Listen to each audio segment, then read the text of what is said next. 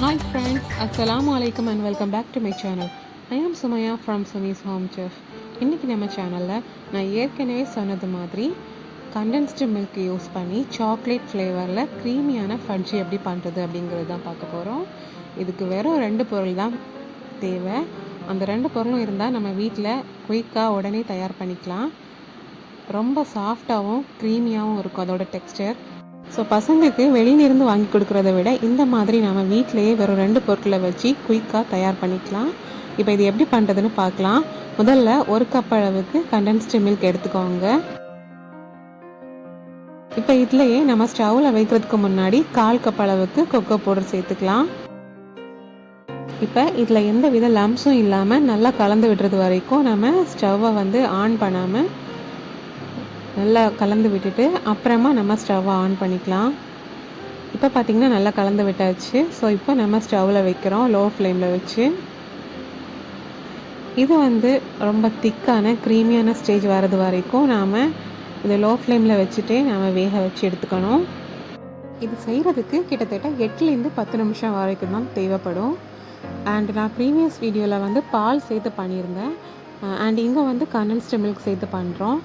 இப்போ நீங்கள் இதே சாக்லேட் ஃப்ளேவரை பால் சேர்த்தும் செய்யலாம், பட் கொஞ்சம் டைம் எடுக்கும்.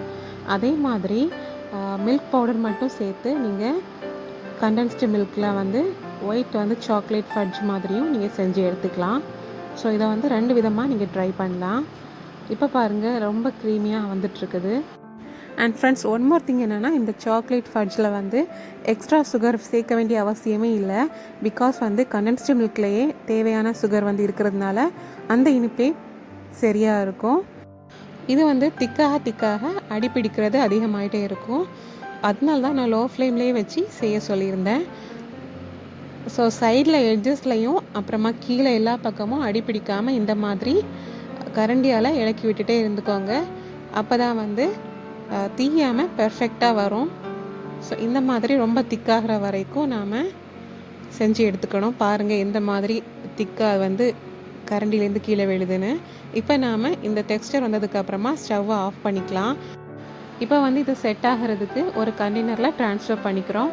அண்ட் ஒரு பார்ச்மெண்ட் பேப்பர் இல்லைனா லைட்டாக க்ரீசிங் பண்ண கண்டெய்னரில் நீங்கள் இந்த மாதிரி எடுத்து வச்சுக்கோங்க. அப்போ தான் ஒட்டாமல் ஈஸியாக கலண்டு வரும். இந்த மாதிரி கம்ப்ளீட்டாக எல்லாம் எடுத்து மாற்றுறதுக்கு அப்புறமா இதை லைட்டாக ஒரு ஸ்பூனை வச்சு எல்லா பக்கமும் லைட்டாக நிரப்பி விட்டுக்கலாம். இதை இப்போ நாம் ஒரு 8 மணி நேரம் இல்லைனா ஒரு 5 மணி நேரமாச்சும் மினிமம் ஃப்ரிட்ஜில் வச்சு எடுத்துக்கணும். ஸோ இப்போ நாம் இதை அப்படியே மூடி வச்சு 8 மணி நேரம் ஃப்ரிட்ஜில் வச்சுக்கலாம்.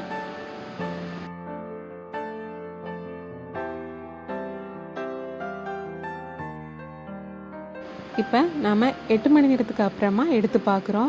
ரொம்பவே சூப்பராக செட் ஆகி வந்திருக்குது.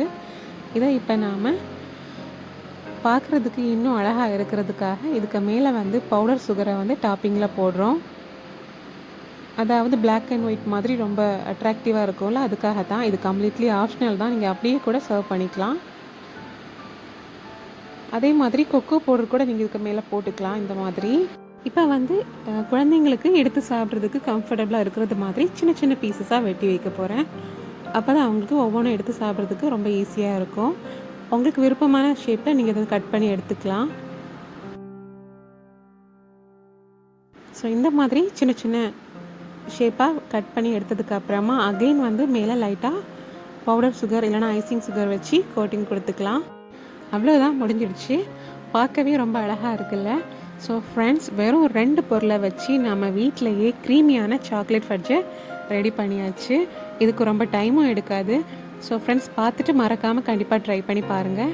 அண்ட் இதில் கொக்கோ பவுடர் யூஸ் பண்ணுறதுக்கு பதிலாக டார்க் சாக்லேட் இல்லைனா டைரி மில்க் அந்த மாதிரி சாக்லேட் கூட நீங்கள் அதை மெல்ட் பண்ணி சேர்த்து செஞ்சு எடுத்துக்கலாம். ஸோ அந்த மெத்தடும் ரொம்பவே ஈஸியாக இருக்கும். அந்த மாதிரி கூட நீங்கள் ட்ரை பண்ணலாம். அவ்வளோதான், நம்மளோட சூப்பரான க்ரீமியான சாக்லேட் ஃபட்ஜ் தயாராகிடுச்சு. இந்த வீடியோ பிடிச்சிருந்தா வீடியோக்கு மறக்காமல் லைக் போடுங்க, ஷேர் பண்ணுங்கள், கமெண்ட் பண்ணுங்கள். இன்னும் இன்ட்ரெஸ்டிங்கான ரெசிபிஸ் அண்ட் வ்ளாக்ஸ் பார்க்குறதுக்கு என்னோடய சேனலை மறக்காமல் சப்ஸ்கிரைப் பண்ணிக்கோங்க. இந்த நாள் இனிய நாளாக அமையட்டும். தேங்க்ஸ் ஃபார் வாட்சிங்.